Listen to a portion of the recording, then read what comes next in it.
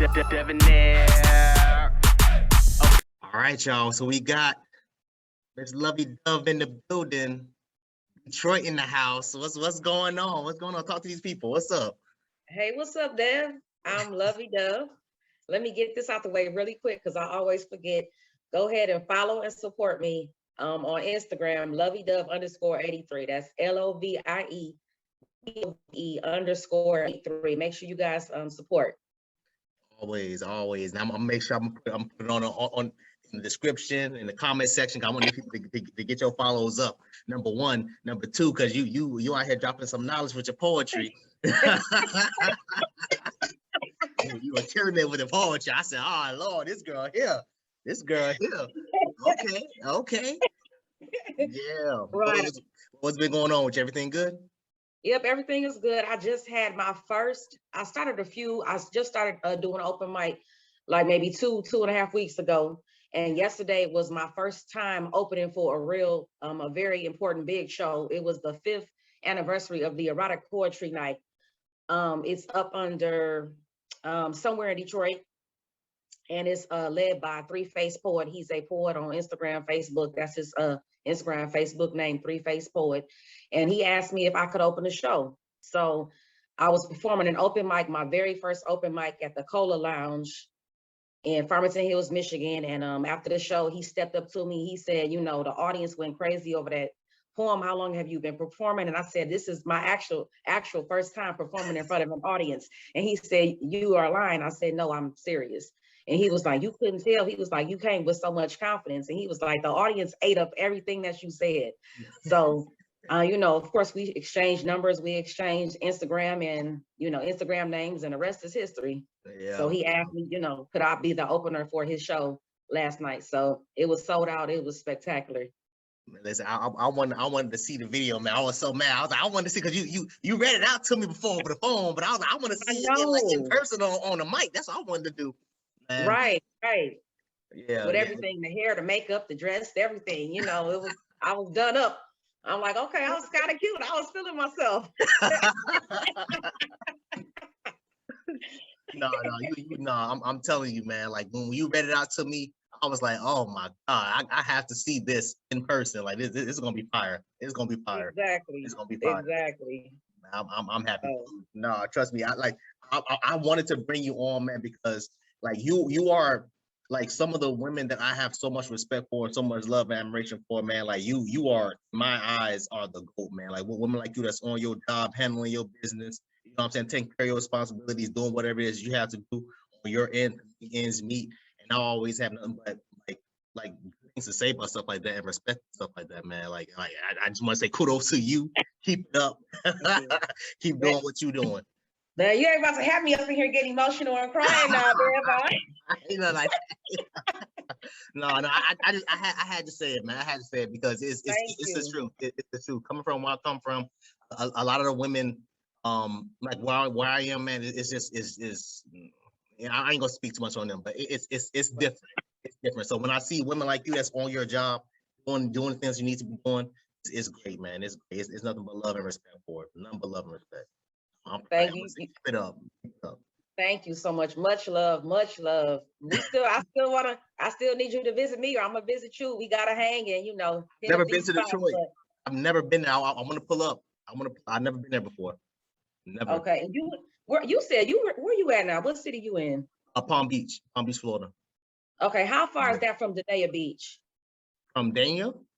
Yeah, Dania Beach. Is it Dania?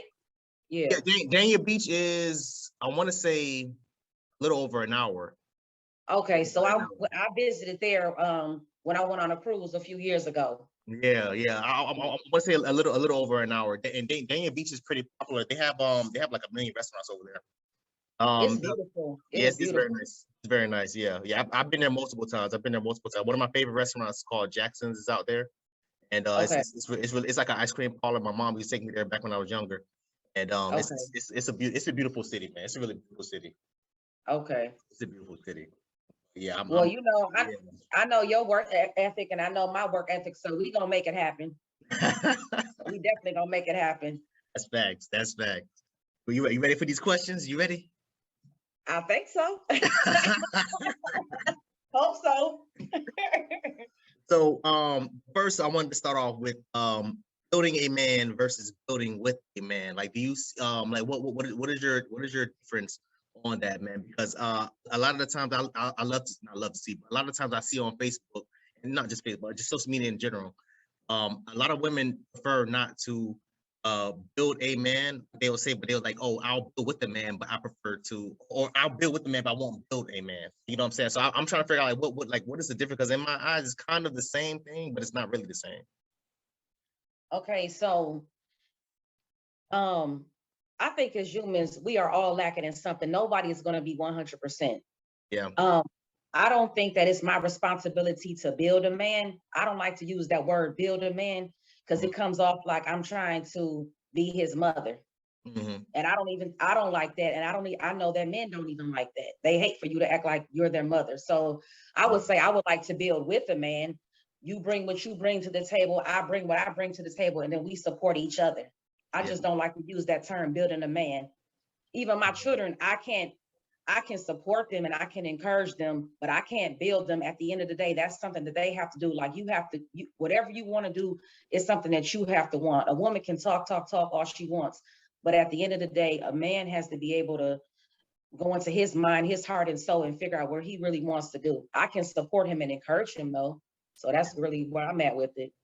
Yeah. No, that's real. And I was thinking to myself, because I'm like, well, building, I guess my problem is like, I think that most men shouldn't be in a relationship unless they got their stuff together from the get-go.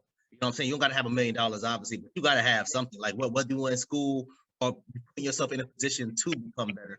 If you're not any of those, you shouldn't be in a relationship, period. So when I see that women's like, oh, I'm not going to build with a man, I'm not going to be building a man, I'm like, well, you shouldn't be talking to him anyway. Like, if you got to build them up from the bottom up, you shouldn't be with them to begin with.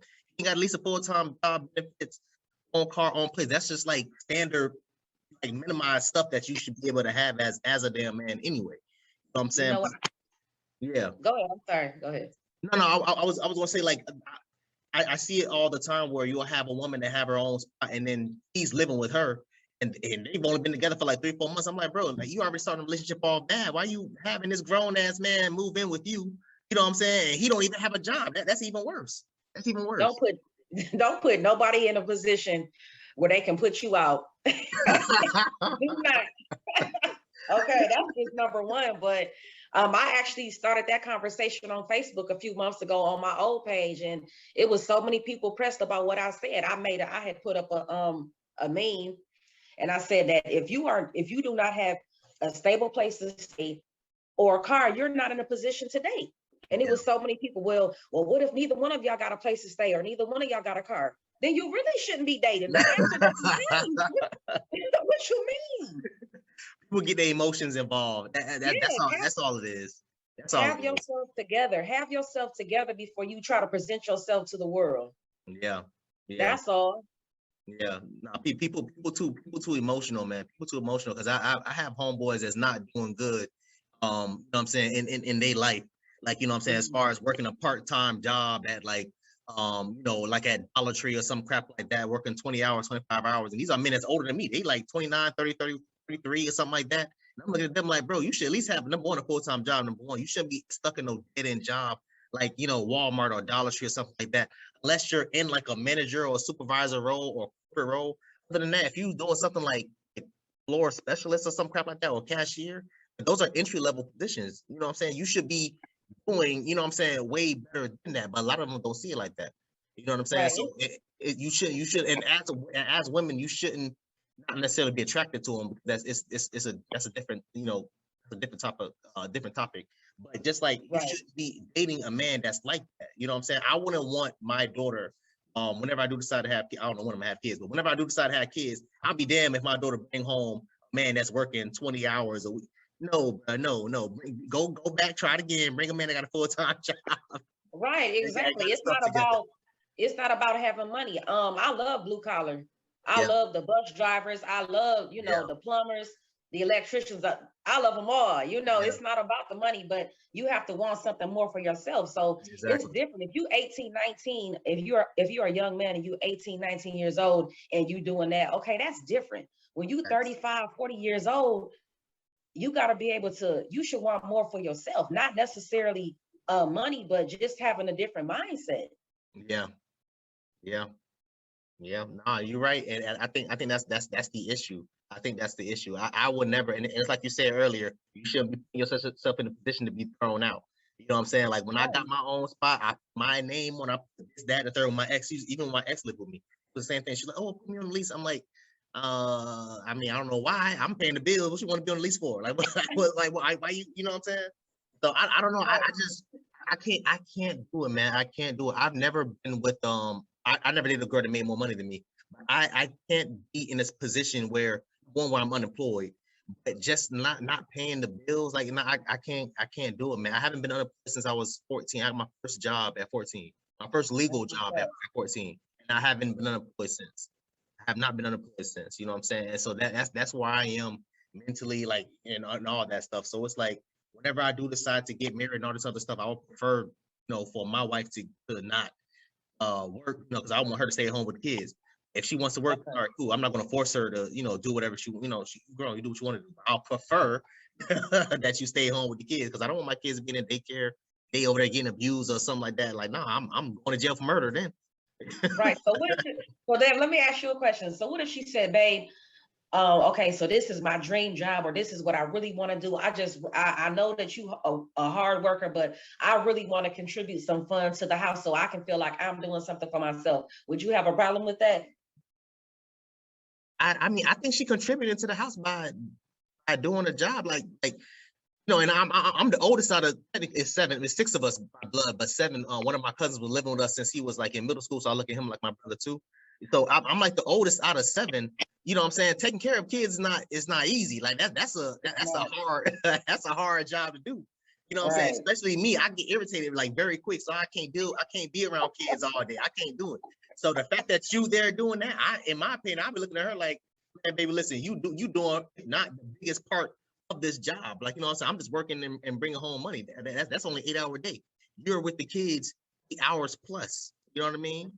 So your job doesn't end after you can't clock out for being a mom. Like your job is 24/7. You can't wake up 3 o'clock in the morning screaming in pain or had a nightmare, had a stomach ache, something like that. You got to get out of bed. You can't say, I don't clock in until 6. You can't do that. Like, you know what I'm saying? Right, that's true. Right. Yeah. But no, I mean, if it bothers her that much, then I mean, then it is what it is. I'm not controlling. I'm not gonna tell her what to do. I'll just tell her like, hey, listen, I prefer that you would stay home and be with these kids, at least until the kids are old enough to talk and tell me what's going on and formulate sentences, not just say a couple words. I mean, like, put together an actual sentence to the point where, hey, such and such hitting me or such and such touching me. And then I'll be like, all right, I'll be able to do that. But other than that, I would prefer that that she would stay home. But if she wants to work, then it is what it is. I'll just take that L and be like, all right, let me go ahead and do some digging, find a good enough babysitter, you know what I'm saying, that has a good, clean resume, But that's what's up. I get it. It's a protection. It's a protection for you as far as your kids is concerned. I get it. I understand. That's funny because I actually was writing a poem to my mom, and I put something in there about that, like, this is the way you raised me, but this is what I really want to do. So hopefully I get to share it with you guys. But yeah. Now I want that video. That's what I want. I want that open mic video. I was like, I want to see it. You read it to me on the phone. I'm like, no, it's different when I'm sitting there listening to it. But when I see it in person, like, I know it's going to be different. It's going to hit different. Right. You need to do it again, and please make sure you have somebody record you, please. I don't care if you bring a tripod and you record it. I don't care how you do it. All right, for sure. I'm going to have it together next time. The finish line, I ran past it. So egotistic, so cocky, so conceited, cause I'm better than your average. I'm mad sick when I spit that shit. When I spit that flow, she gon' want to catch my drift. Soon as a nigga get some money, they try to spit on it. They ain't put it on this bottle, so they can't sip on this. Don't you try to boost me up, don't try to get on, bitch. Cause I'ma act like I don't know you, nigga, that's real shit. I'm from a place where you get